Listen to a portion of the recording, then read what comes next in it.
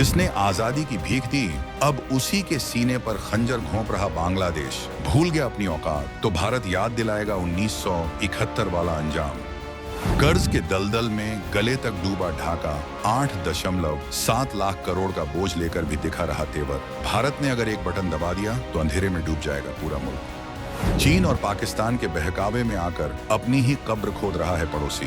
भारत की एक आर्थिक नाकेबंदी से घुटनों पर आ जाएगी शेख मुजीब की विरासत। खाने के लाले और बिजली के फाके, फिर भी भारत को गीदड़ भकी देने की जुर्रत। कपास से लेकर प्याज तक के लिए तरस जाएगा सोनार बांग्ला। ढाका की सड़कों पर खून खराबा और हिंदुओं पर जुल्म। भारत अब नहीं सहेगा अपमान। बिना गोली चलाए ही खत्म हो सकता है बांग्लादेश का पूरा खेल।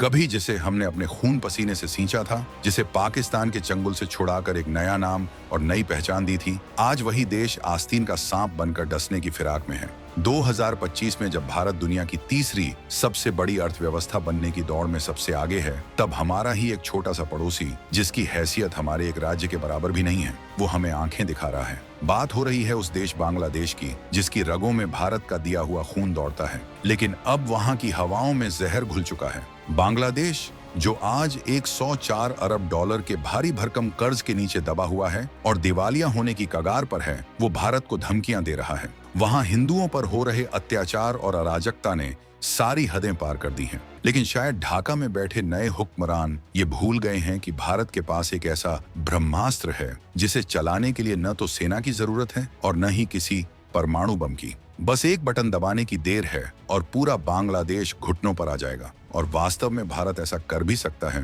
क्योंकि बांग्लादेश भारत को आंखें दिखा रहा है। उसे 2 भागों में तोड़ने का भारत का प्लान अब दुनिया देख चुकी है। हाल ही में हमने आपको बताया था कि कैसे भारत अगर बांग्लादेश के रंगपुर डिवीजन को तोड़कर अलग कर देगा तो बांग्लादेश बर्बाद हो जाएगा। दोस्तों, सवाल है कि आखिर ऐसा क्या है भारत के पास जिससे बिना एक भी गोली चलाए पड़ोसी मुल्क का वजूद खतरे में पड़ सकता है? क्यों 14% की रफ्तार से बढ़ता कर्ज बांग्लादेश को ले डूबेगा? और कैसे भारत एक झटके में उनकी लाइफलाइन काट सकता है? इन सारे सवालों के जवाब हम आपको इस वीडियो में आगे देने वाले हैं, तो बने रहिएगा वीडियो पर। और इस संबंध में आपके जो भी विचार हों कमेंट में लिखकर जरूर बताइएगा। असल में ये कहानी है एक ऐसे एहसान फरामोश मुल्क की जिसने अपनी ही थाली में छेद कर दिया है। शेख हसीना के देश छोड़ने के बाद से बांग्लादेश की हालत किसी जलते हुए घर जैसी हो गई है। वहां की सड़कों पर हिंसा का नंगा नाच हो रहा है, कट्टरपंथी तत्व हावी हो चुके हैं और अर्थव्यवस्था वेंटिलेटर पर अंतिम सांसें गिन रही है। लेकिन इस तबाही के मंजर के बीच भी उनकी अकड़ कम नहीं हो रही। उन्होंने भारत के खिलाफ वीजा सेवाएं निलंबित कर दी हैं और लगातार भारत विरोधी बयानबाजी कर रहे हैं। उन्हें लगता है कि चीन और पाकिस्तान की गोद में बैठकर वो भारत को चुनौती दे सकते हैं, लेकिन उन्हें शायद ये गणित नहीं पता कि जिस डाल पर वो बैठे हैं उसे काटने की आरी भारत के हाथ में है। बांग्लादेश की पूरी अर्थव्यवस्था, उसका पूरा वजूद भारत की दया पर टिका है।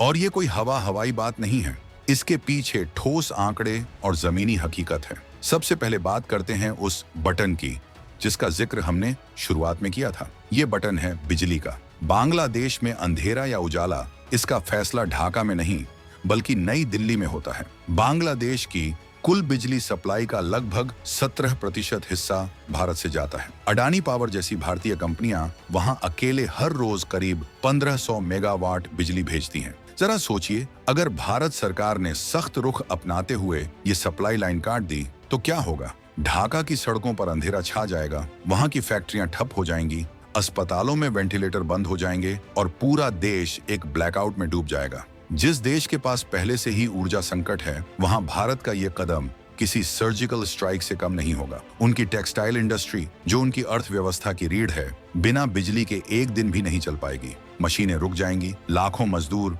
बेरोजगार हो जाएंगे और सड़क पर आ जाएंगे। ये वो ताकत है जो भारत खामोशी से अपने पास रखता है, लेकिन जरूरत पड़ने पर इसका इस्तेमाल करने से हिचकिचाएगा नहीं। अब आते हैं पेट के सवाल पर। बांग्लादेशी चाहे कितनी भी बड़ी बड़ी बातें कर लें, लेकिन सच्चाई ये है कि उनकी रसोई में जो खाना पकता है उसका बड़ा हिस्सा भारत से ही आता है। गेहूं, चावल, चीनी, प्याज, आलू, लहसुन और मसाले, ये सब कुछ भारत से निर्यात होता है। यहाँ तक कि रोजमर्रा की जरूरतें जैसे पेट्रोल, डीजल, दवाइयाँ और स्टील भी भारत ही भेजता है। 2022 से 23 में दोनों देशों के बीच करीब 16 अरब डॉलर का व्यापार हुआ था, जिसमें से भारत ने 14 अरब डॉलर का सामान बेचा था। इसका मतलब साफ है कि बांग्लादेश पूरी तरह से भारत पर निर्भर है।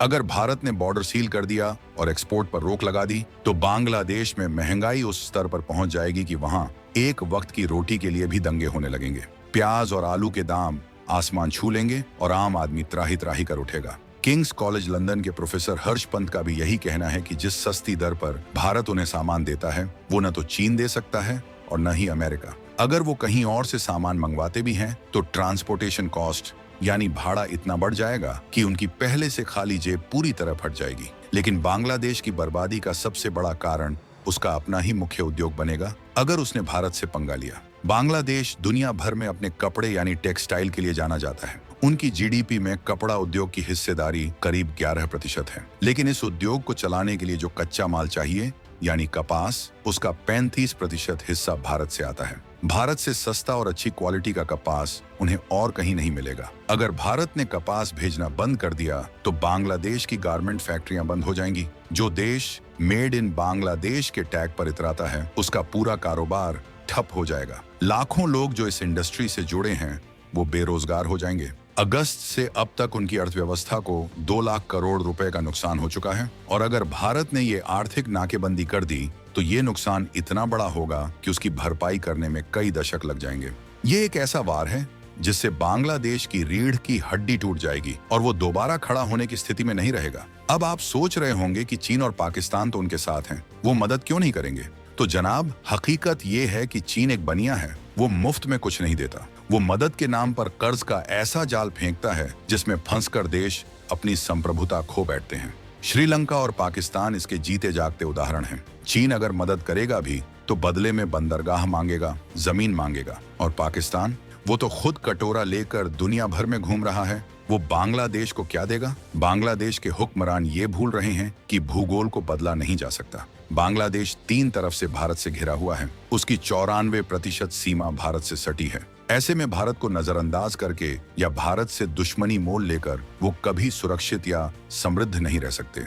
भारत सिर्फ एक पड़ोसी नहीं बल्कि उनकी लाइफलाइन है। बांग्लादेश का आर्थिक संकट कितना गहरा है इसका अंदाजा आप इसी बात से लगा सकते हैं कि वो 8.7 लाख करोड़ रुपए यानी करीब 104.48 अरब डॉलर के कर्ज में डूबा हुआ है और ये कर्ज 14% की खतरनाक रफ्तार से बढ़ रहा है। विदेशी मुद्रा भंडार खाली हो रहा है और इन्वेस्टमेंट आ नहीं रहा है। ऐसे में भारत को धमकी देना अपने पैर पर कुल्हाड़ी मारने जैसा नहीं बल्कि कुल्हाड़ी पर पैर मारने जैसा है। भारत ने हमेशा पड़ोसी प्रथम की नीति अपनाई है। हमने उन्हें 8 अरब डॉलर की मदद दी ताकि वहां रेलवे, सड़कें और पोर्ट्स बन सकें। हमने उन्हें अपने साथ मिलाकर चलने की कोशिश की।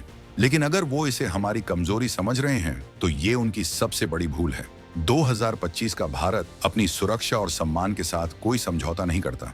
अगर कोई देश हमारी उदारता का फायदा उठाकर हमें ही आंखें दिखाएगा तो उसे उसकी भाषा में जवाब देना हमें बखूबी आता है। ये पूरा घटनाक्रम सिर्फ 2 देशों के बीच की तनातनी नहीं है बल्कि ये भारत के रणनीतिक धैर्य और शक्ति का इम्तिहान है। भारत अभी भी संयम बरत रहा है क्योंकि हम नहीं चाहते कि आम बांग्लादेशी जनता को तकलीफ हो। लेकिन वहां की सरकार और कट्टरपंथी तत्व अगर नहीं सुधरे तो भारत के पास विकल्पों की कमी नहीं है। हम बिना सेना भेजे, बिना युद्ध लड़े, सिर्फ आर्थिक प्रतिबंधों के जरिए उन्हें सबक सिखा सकते हैं। जिस दिन भारत ने अपनी सीमाओं को पूरी तरह से व्यापार के लिए बंद कर दिया उस दिन बांग्लादेश को आटे दाल का भाव पता चल जाएगा। वहां की जनता खुद अपनी सरकार के खिलाफ खड़ी हो जाएगी क्योंकि भूखे पेट न तो देशभक्ति होती है और न ही भारत विरोध। अंत में तस्वीर बिल्कुल साफ है। बांग्लादेश एक ऐसे मुकाम पर खड़ा है जहां एक तरफ भारत के साथ दोस्ती और विकास का रास्ता है और दूसरी तरफ चीन पाकिस्तान के साथ बर्बादी का दलदल। फैसला उन्हें करना है।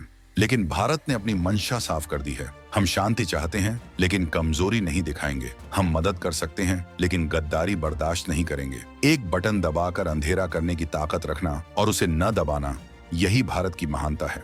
लेकिन सामने वाले को यह गलतफहमी नहीं होनी चाहिए कि यह बटन काम नहीं करता। तो दोस्तों, ये थी उस देश की हकीकत जो भारत के टुकड़ों पर पलकर भारत को ही गुर्रा रहा है। आंकड़े गवाह हैं और हालात चीख चीख कर कह रहे हैं कि भारत के बिना बांग्लादेश का वजूद खतरे में है। आपको क्या लगता है? क्या भारत को अब सख्त कदम उठाते हुए बांग्लादेश की बिजली और पानी की सप्लाई रोक देनी चाहिए या हमें अभी भी कूटनीति का रास्ता अपनाना चाहिए? अपने जवाब कमेंट बॉक्स में लिखकर जरूर बताइएगा। और हाँ, कहीं जाइएगा मत क्योंकि अगले वीडियो में हम आपको बताएंगे कि कैसे मालदीव ने भी भारत से पंगा लेकर अपनी पर्यटन इंडस्ट्री को बर्बाद कर लिया और अब वो भारत के सामने कैसे गिड़गिड़ा रहा है। उस दिलचस्प केस स्टडी को देखने के लिए चैनल को सब्सक्राइब करना और बेल आइकन दबाना बिल्कुल मत भूलिएगा। जय हिंद।